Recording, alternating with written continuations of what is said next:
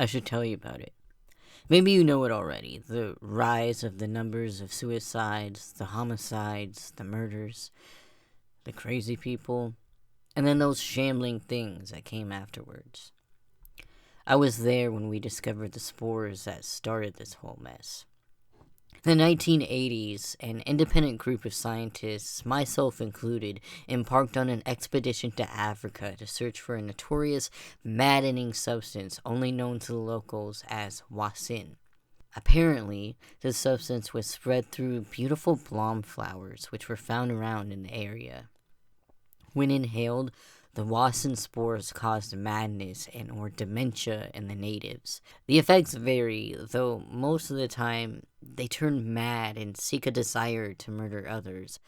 I saw them stab themselves with spears and sticks and such, bashing foreheads as they went. They inflicted wounds onto themselves. Some injuries were enough to kill them naturally, but they kept on moving. We studied a victim in a lab west of Kajushu, sealing him in a plate glass sealed room with one-way mirrors. We left him adequate food and water and sealed him inside. From him, we learned of the necrosis that was happening to his skin. First, the skin pales.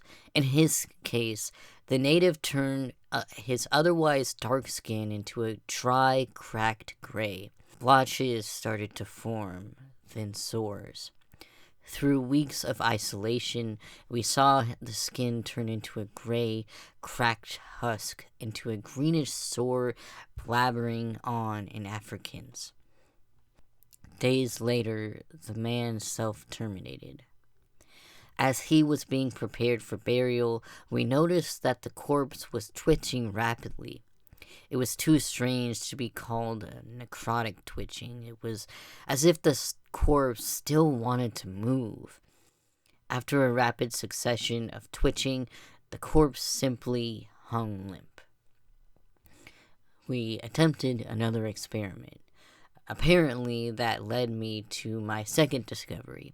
The spores induce mutations in the body if the tissue damage was severe.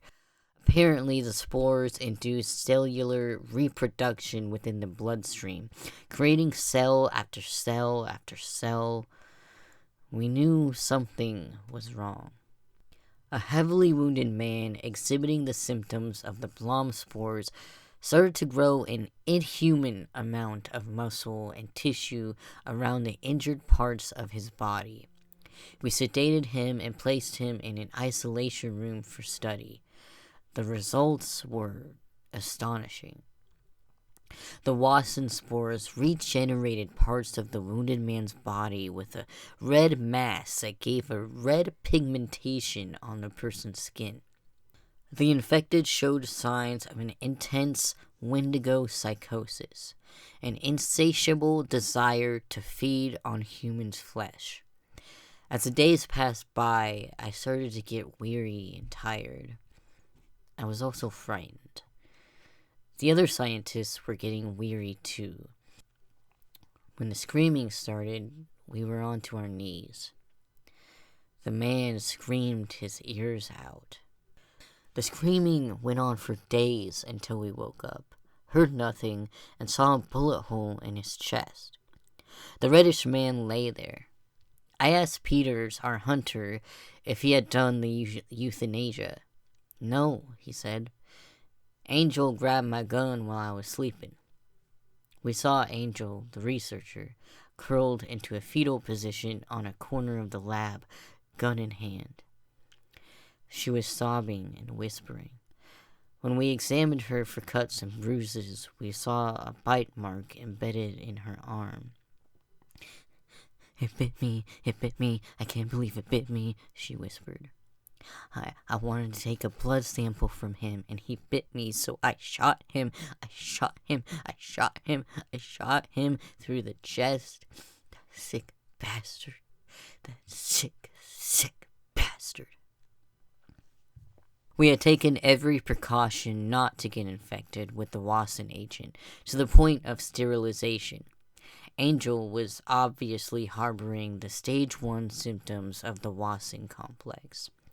As we came closer to restrain her, she knew of our intent and simply shot herself in the chest. Not the forehead, where the brain will be forever slumbered, but the chest. After that incident, we decided to get the hell out of there. We gave them proper burials and left Africa. Due to my colleagues' Native American ancestry, we decided to name the condition as the Wendigo Complex. But the thing was, the case was far, far from over. There was a final symptom discovered, and out of the 4, this one was the worst. The necrotic twitching I spoke of before, it gets worse. A Watson, afflicted man, was witnessed killing himself. As the coroner prepared for his tools for the autopsy, he found the man shambling towards the door, ribcage exposed. The man, gray-skinned and pupilless, let out a long moan before falling to the floor, viscera spread all around. We were frightened with the news of the reanimated corpse, frightened beyond comparison, to say the least. But I suppose it was already too late for us. Spreading the agent would only happen one way, through inhalation of spores. But with the outbreaks of Ebola near Blom infested areas, the spores simulated the characteristics of the virus, turning it into a deadly, agile weapon. The agent could now be spread through the blood. As such, the occurrence of the infected were spreading, but the virus didn't spread enough to gain people's attention until 2 months later. Bizarre murders occurred around the region. People were apparently eaten. Sightings prevailed of the groups of people eating other groups of people. It was mad, insane. To the few who knew about the Wendigo complex, this was a depressing thought. Through the months until the revelation of the massive Wendigo outbreak, I've lost almost all my colleagues. They died by their own hands, guilty of the monsters they had become.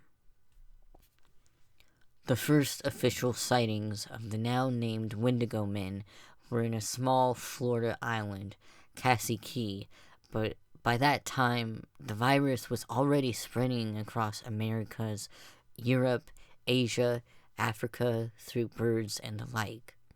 Innocent people around the world became insane. The Wendigo men didn't stay for long, but their slow, shambling relatives took their place. We, the remaining scientists who discovered the Wendigo virus, hesitated to call them what they really were. The living dead. Just like in the movies. The virus was smart. The whole purpose of the symptoms was to turn the person into those freaks. Apparently, the virus not only caused necrosis, but causes already dead tissue to reanimate.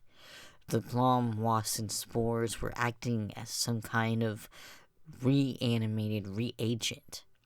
It was terrifying to think that almost everyone in the world was shambling stupidly, craving for the flesh of the living.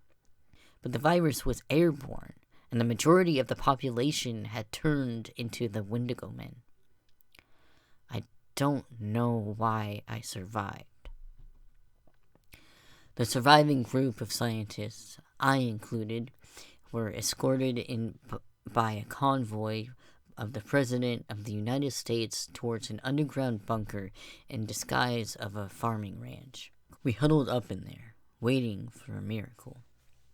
I still remember the courageous, ambitious look on the president's face a decade ago.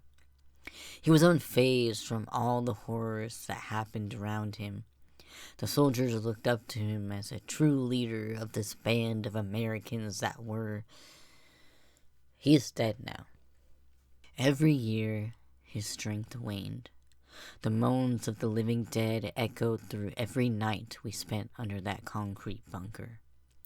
One half-baked soldier grudgingly placed a microphone towards a horde of the undead. The moans echoed through the military bunker. Every year there seemed to be that one person that flips out, and our numbers were steadily decreasing. Gradually, the beasts got in. The president, tired and weary, embraced the freaks with open arms. I killed him myself. He got a chunk of my flesh while I killed him, though.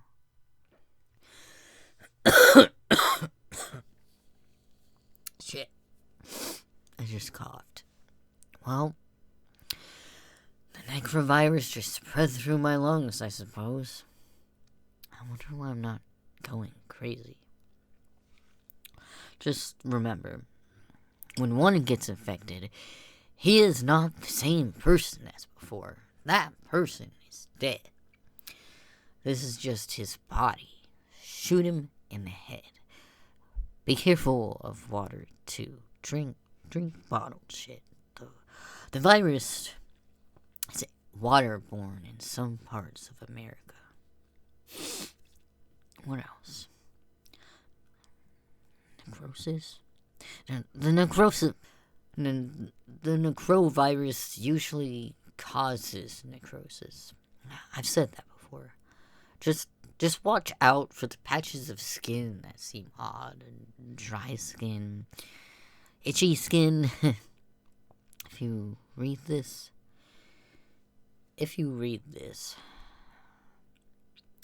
I cannot tell you how common those words were, but I don't know.